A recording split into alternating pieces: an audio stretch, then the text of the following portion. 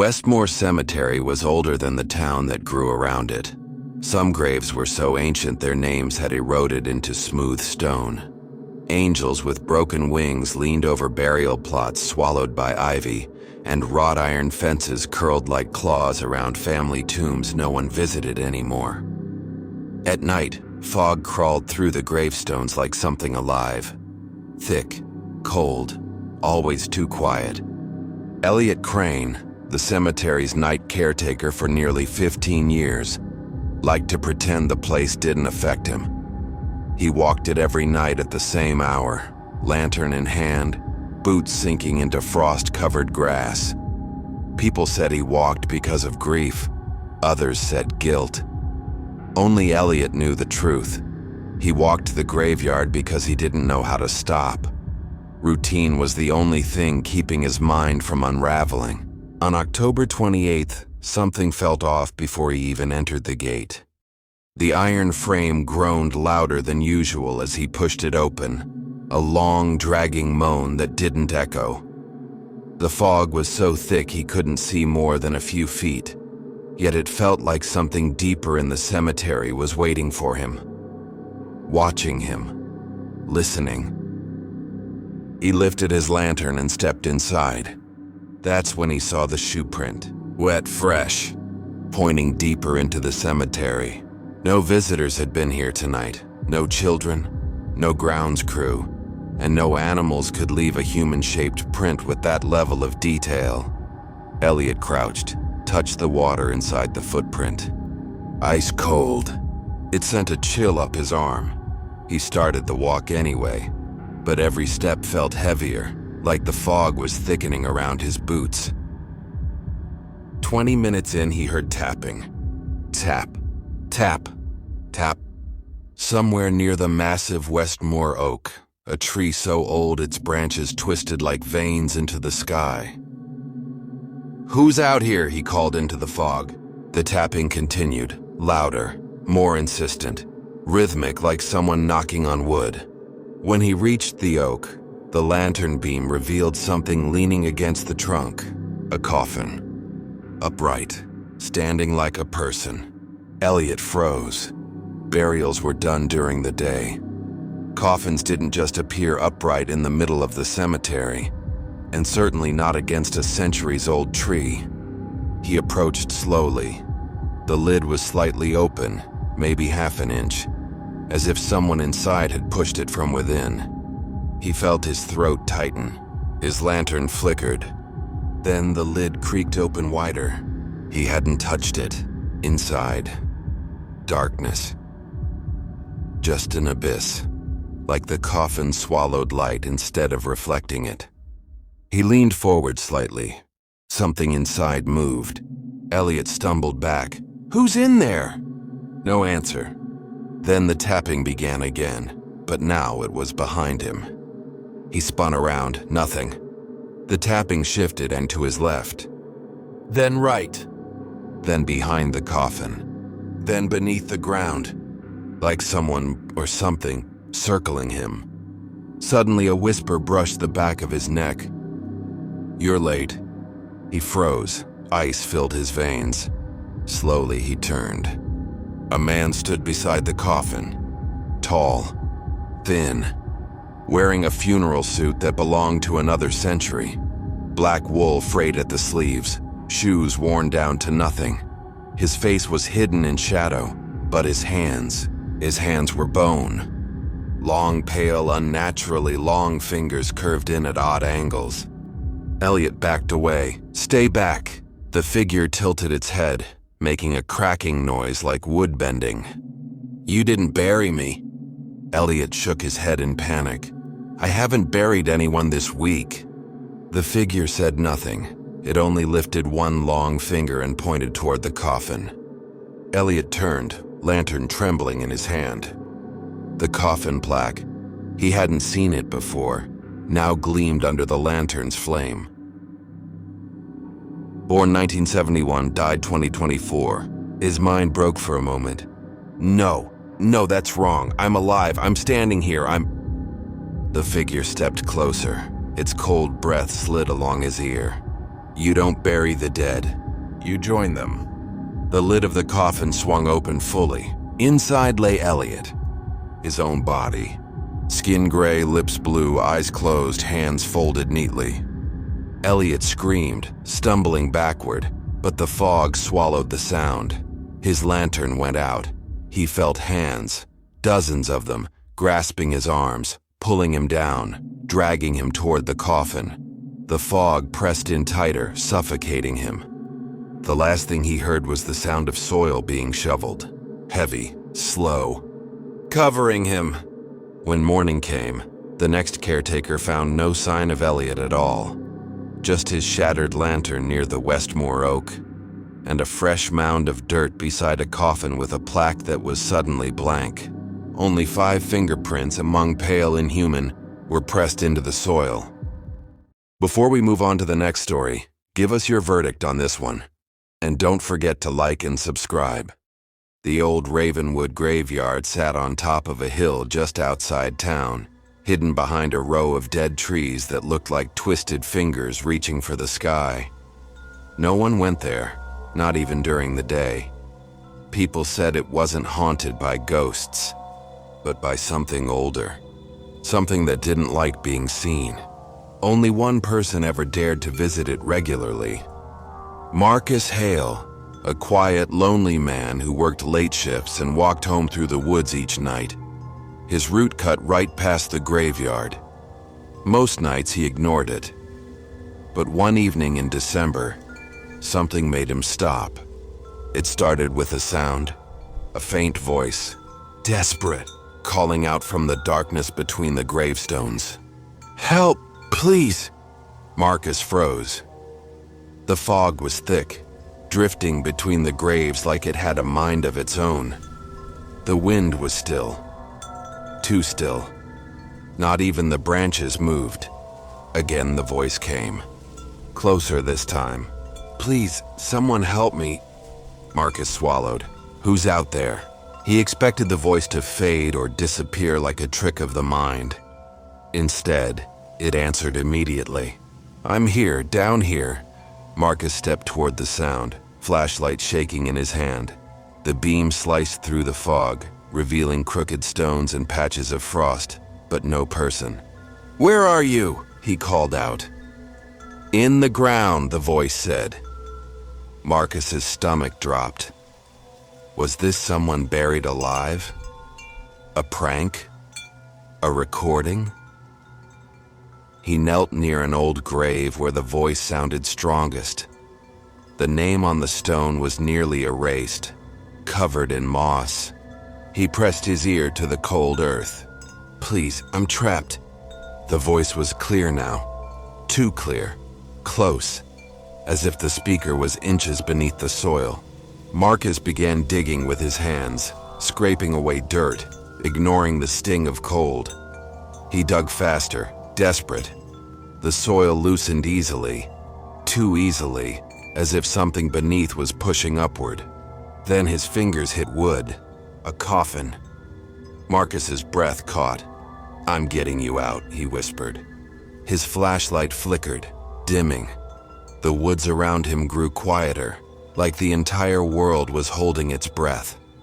He wiped dirt from the coffin lid, but noticed something strange. The wood wasn't rotted. It looked new. He pried at the edges. The coffin cracked slightly, just enough for a thin line of dark air to escape. Inside the coffin, something moved. Marcus jerked back. Then the voice came again, right behind his ear this time. "Open it?" Marcus spun around, but no one was there. He slowly looked back at the coffin. The lid was moving. Not from his digging, but from inside. It slid open an inch, then 2, then wider. Marcus raised the flashlight and pointed it into the coffin. It was empty. Completely empty. No body, no dirt, just a hollow dark space. "Where are you?" Marcus whispered. Behind him, a woman's voice answered, "I'm right here." He turned slowly. Standing between the gravestones was a woman dressed in burial clothes, old, tattered, soaked in dirt.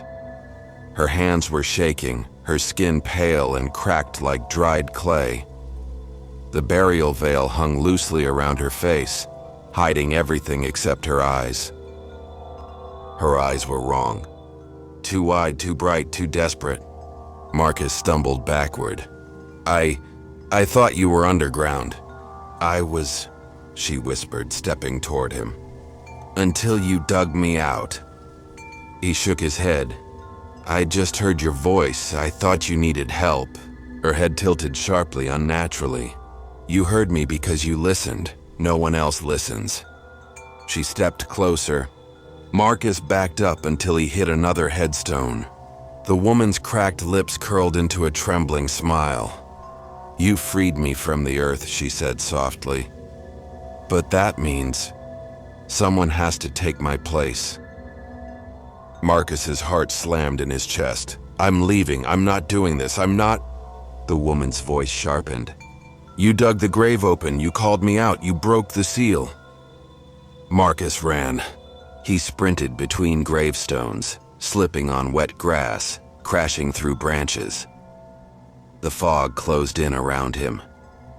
Every step felt heavier, like the air was thickening, pushing him back toward the graveyard. Behind him he heard her voice, but not screaming. Laughing like a broken music box spinning too fast. Marcus. He didn't look back. He reached the hill's edge when the ground beneath him gave way. He fell into a pit, deep, cold, freshly dug. He clawed at the sides, but the dirt collapsed in his fingers. The pit kept pulling him down as if something under the earth was breathing him in. He looked up to see her standing at the edge of the grave, looking down at him. You freed me, she whispered. Thank you. Dirt began pouring into the pit on its own. Marcus screamed, trying to climb out, but invisible hands dragged him down. The last thing he saw was the woman's face, and the last thing he heard was her whisper. Someone has to stay below. When his screams finally stopped, the ground smoothed itself, the soil flattening like water calming after a stone is thrown in. By morning, the grave looked untouched, just another old plot in Ravenwood Graveyard. But next to it, fresh footprints circled the area in slow, deliberate loops. Too small to be Marcus's, barefoot, deep in the dirt, leading away into the fog. And the headstone beside the grave had changed. It now read, Born 1985, died tonight. No one ever found him. But on quiet nights, people walking near the woods swear they hear a voice calling from under the ground, asking to be freed. Before we move on to the next story, give us your verdict on this one. And don't forget to like and subscribe. Hillside Rest Cemetery always felt different from the others in town. It wasn't maintained, never visited, and always seemed colder than the world around it. The iron gate hung crooked, the paths were overgrown, and half the graves leaned so far into the earth they looked like they were trying to lie back down. Leah Turner, a photographer obsessed with abandoned places, chose it for her next project. She arrived just after sunset, slipping through a broken section of fence with her camera, backpack, and flashlight. The moment she stepped inside, the air dropped 10 degrees. Her breath fogged instantly. She began taking photos, moving between tilted gravestones and tall grass. The camera clicked in the silence, but every time she checked a photo, something seemed wrong. A grave leaning sideways looked perfectly straight in the picture. A headstone cracked in half looked whole again. A missing angel statue appeared untouched. At first, she blamed the fog. She took a photo of a stone near the center of the cemetery. When she checked the camera screen, a tall figure stood behind the stone. Cloaked, still, watching. Leah snapped her head up. Nothing there. She lifted the camera again. The figure was closer. She lowered it. Nothing. She raised it a third time. The figure stood inches from her, filling the frame. Leah gasped and stumbled backward, nearly dropping the camera. She turned in circles, scanning the fog. Nothing but graves and darkness. Her pulse hammered as she reviewed the photo again. This time the figure was gone from the frame entirely. She kept walking, faster now, trying to find the exit. But the cemetery looked wrong. Graves in different places, statues she didn't recognize, a path that hadn't been there before. The deeper she went, the colder it got. Her flashlight flickered. That's when she saw the mausoleum. She was certain it hadn't been there before. Its stone walls were cracked and tangled with roots, and its rusted metal door hung slightly open. Fog curled around the doorway like breath. Leah lifted her camera and took a photo. In the picture, the mausoleum door was wide open. She looked up. Still barely ajar. A whisper drifted out, soft, low, calling her name. Her body shuddered. "No," she whispered, "I'm leaving." But when she turned, the path she came through was gone, replaced with thick fog and rows of unfamiliar graves. Her camera vibrated. She looked at the screen. A new photo had appeared, one she didn't take. It showed a funeral procession entering the mausoleum. She looked up again. The door swung open on its own, metal groaning. A scraping noise came from inside, slow, dragging, like nails on stone. Leah backed away, but the fog behind her thickened, pushing her forward. Hands suddenly gripped the doorframe from inside, pale hands, dirt under the nails. Then faces appeared, sunken eyes, gray skin, all staring at her in silence. One stepped out, then another, then more, like they'd been waiting for the door to open. Leah ran. She didn't stop to look back, didn't breathe, didn't think. She sprinted through gravestones and fog until she finally crashed through the broken fence and onto the dirt outside. The cemetery was dead silent behind her. She drove home shaking. When she reviewed her photos, the 20 pictures she took were there, along with over 200 more, pictures she had never taken. Most were of graves she didn't recognize. Some showed pale faces staring directly into the camera. Others showed her running through the fog with figures just behind her. And the last photo made her drop the camera. It was taken from behind her at her apartment door, a pale hand resting gently on her shoulder, and the timestamp was for the next night. Before we move on to the next story, give us your verdict on this one. And don't forget to like and subscribe. The Blackthorn Parish graveyard sat behind a church that hadn't held a service in almost 40 years. Its wooden pews had collapsed, its stained glass windows were shattered, and the bell tower leaned at such an angle that locals swore a single gust of wind could topple it. No one lived near it, and even travelers avoided the road leading past it. Too many strange things had happened there.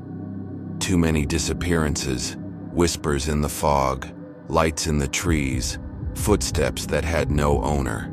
But the worst stories were about the Caretaker's shack, a collapsed stone shed beside the graveyard known as the place where the ones who got stuck tried to call out. No one ever went near it, until Evan Brooks did. Evan wasn't superstitious. He was a freelance videographer who made mini documentaries about abandoned places. Urban explorers loved his content, and his channel, Forgotten Midwest, had grown to nearly 400,000 subscribers. His most viewed videos were filmed in decaying hospitals, burnt-out factories, and ghost towns swallowed by weeds. But he'd never filmed a graveyard before. He arrived in Blackthorn just after midnight, camera in hand, cold air nipping at his skin. The moment he stepped through the broken church gate, he felt a strange pressure in his ears, like the sound around him had been sucked away. Silence. Thick, unnatural silence. He took a few steps and lifted his camera. As he filmed the leaning gravestones, the trees, the fog creeping between them, his camera display glitched. Static flickered across the screen, followed by long black streaks, like something was brushing against the lens. He cleaned it, but the glitch persisted. At first it annoyed him, then it unnerved him. He turned his flashlight toward the stones. Something about them felt wrong. Some leaned, some sank, some were cracked, but a few, too many, had names scratched out completely, not worn away by time. Scratched. Deliberately. Evan swallowed and continued deeper. The smell in the air changed. Damp soil, cold stone, and something else, something metallic. His flashlight beam caught the edge of the caretaker's shack. Its roof caved in, one wall exposed to the open air. Moss consumed the stones, and the door lay twisted on the ground like something had broken out rather than in. Evan moved closer, documenting everything. Then he noticed the ground. Footprints. Bare footprints. Deep in the dirt, leading to the shack, and then stopping. No footprints leading away. Evan crouched beside them. Maybe a homeless person, he whispered into the camera. But the prints were too small, too narrow, too childlike. He stood suddenly, heart racing. Inside the shack, something scraped, slowly, deliberately, like nails dragging across stone. Evan froze. He raised his camera toward the sound. "Is someone in there?" he called out. Silence. Then, tap, tap, tap. As if answering, Evan felt his skin crawl. He forced himself to step toward the shack, crunching through leaves and broken roof tiles.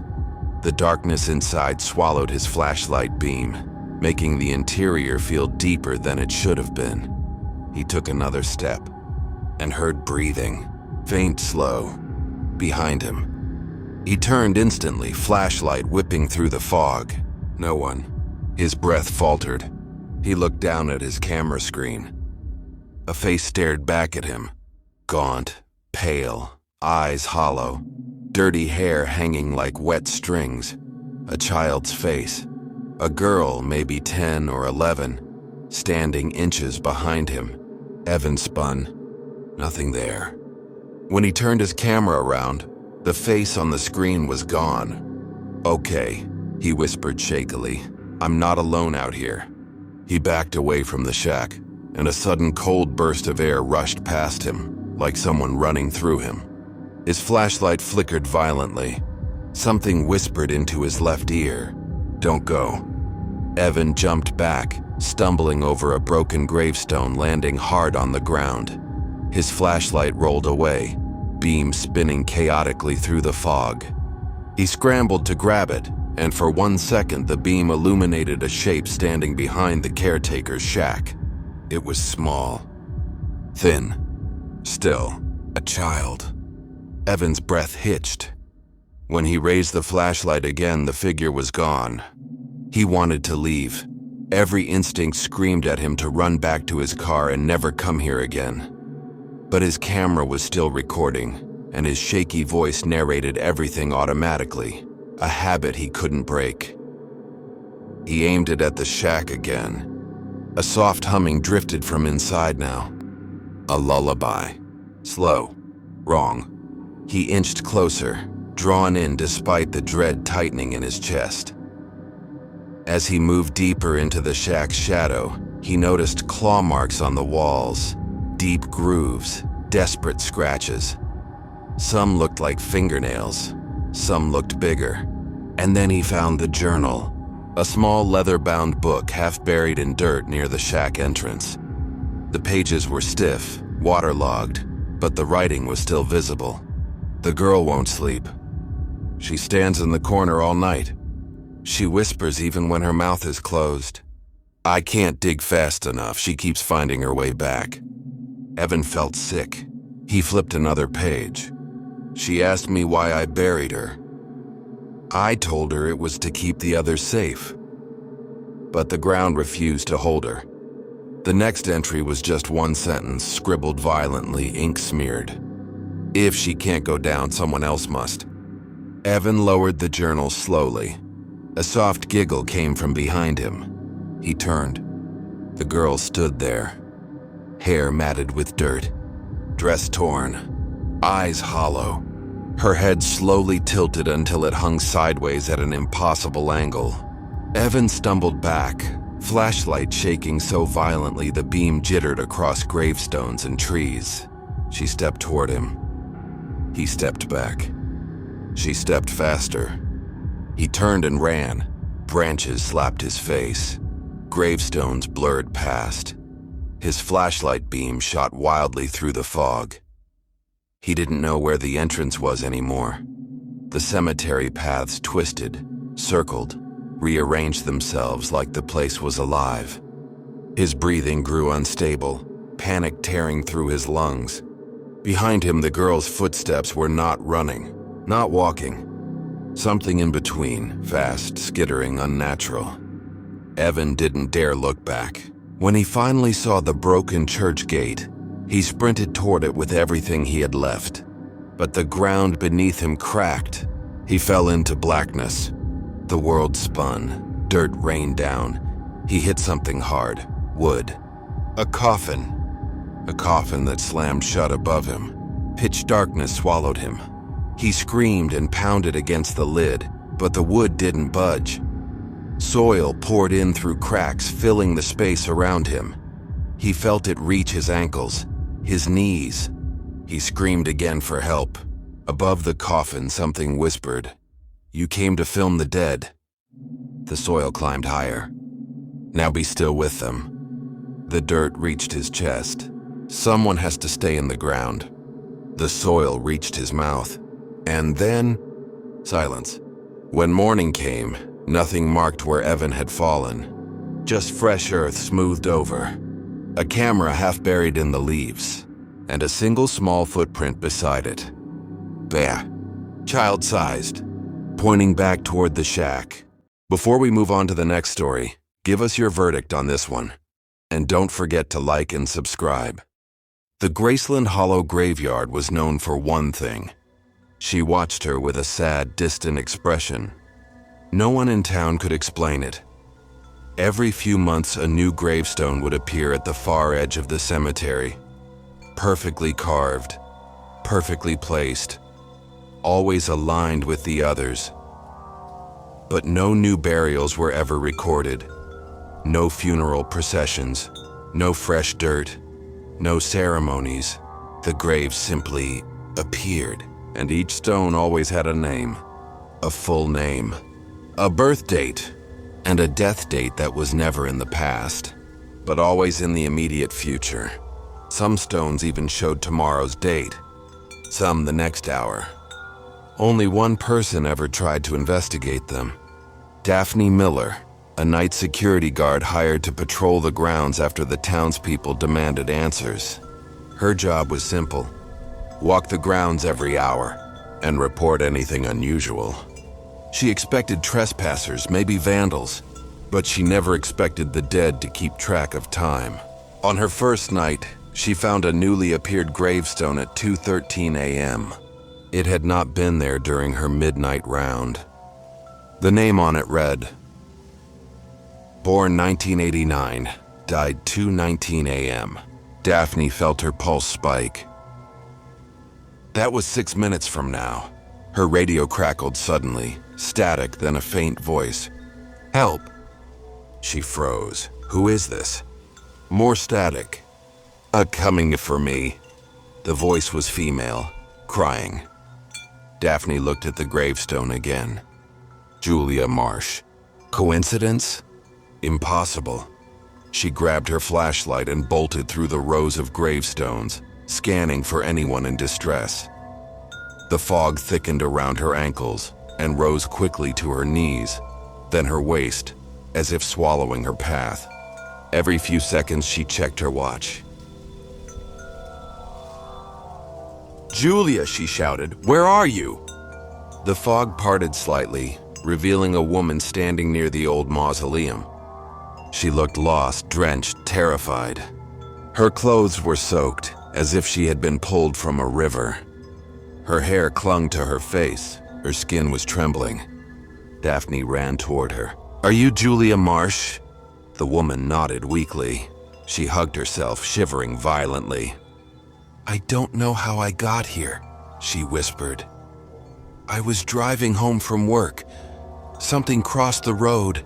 I swerved, and then I woke up here. I can't feel my legs. I can't feel anything." Daphne grabbed her shoulders. "You're okay, you're safe with me." Julia's eyes drifted downward. "Am I?" she said softly. She lifted her hand slowly, and Daphne's breath caught. Julia's fingers were blue, not cold blue, dead blue. Daphne stepped back instinctively. Julia looked down at her own skin, horrified. "I'm not supposed to be alive," she whispered. Daphne checked her watch again and felt her throat close. "We need to move," she said. "Come on, I'll carry you if I—" Julia grabbed her wrist suddenly, grip icy and desperate. "No," she said, "listen to me." Her voice changed, shifted, softened. "That isn't my grave." Daphne blinked. "What?" Julia pointed deeper into the fog. "That's my grave." Daphne followed her finger, and her stomach dropped. There was another gravestone behind a tree, newly carved, dirt still settling around it, fog curling around the base. Born 1992, died 2:19 a.m. Her heart stopped. "That can't... I'm alive." Julia's face twisted with sorrow. "It's not about being alive," she whispered. "It's about being claimed." The mausoleum behind Julia creaked. Stone grinding, something inside shifting, waking. The fog thickened into shapes. Tall, thin silhouettes standing between the gravestones. One by one, they emerged from the haze. Figures draped in burial cloths, faces pale and sunken, eyes hollow and hungry. They weren't walking, they were drifting. "They come for whoever's name appears," Julia said. "They came for me, they come for everyone. You can run, but they always know the time." A sharp bell tolled across the graveyard, not from the church, but from the earth itself. The figures moved as one, toward Daphne. She backed away, flashlight shaking violently. "Julia, help me, please, help me!" Julia didn't move. She watched her with a sad, distant expression, then said, "I'm sorry, we don't leave our graves. We only warn the ones who still can." Daphne ran. She sprinted between gravestones, tripping, stumbling, gasping for air. The flashlight beam flickered wildly. The fog seemed to reach for her ankles, slowing her steps. She screamed into her radio, but all she heard was her own ragged breathing. The mausoleum door slammed open. A deafening roar of cold wind burst out. The figures behind her, the ones in burial cloths, picked up speed. They didn't chase. They glided. And every step Daphne took felt heavier, as if gravity deepened beneath her feet. She reached the iron gate, but it was closed, locked. The padlock snapped shut, even though she'd left it open. She turned. The figures surrounded her in a half circle. Faces empty, hands stretched toward her. "No, please, please." The fog rose over her, wrapped around her, pulled. The graveyard silenced. When morning came, the sheriff found the gate open. Daphne's flashlight lying near the entrance and her radio still transmitting static. He found one new gravestone at the far edge of the cemetery. Born 1992, died 2:19 a.m. And beside it, the earth was perfectly smooth, untouched. But the most chilling part wasn't the stone. It was the footprints, small, deep, barefoot footprints circling Daphne's grave. Over and over, as if someone had waited there all night. Someone who wasn't supposed to leave her grave. If you made it this far, thank you for spending your night with us. If these stories gave you chills, there's plenty more waiting. Don't forget to subscribe to NightFear Stories for new terrifying tales every single night. Sleep well, if you can.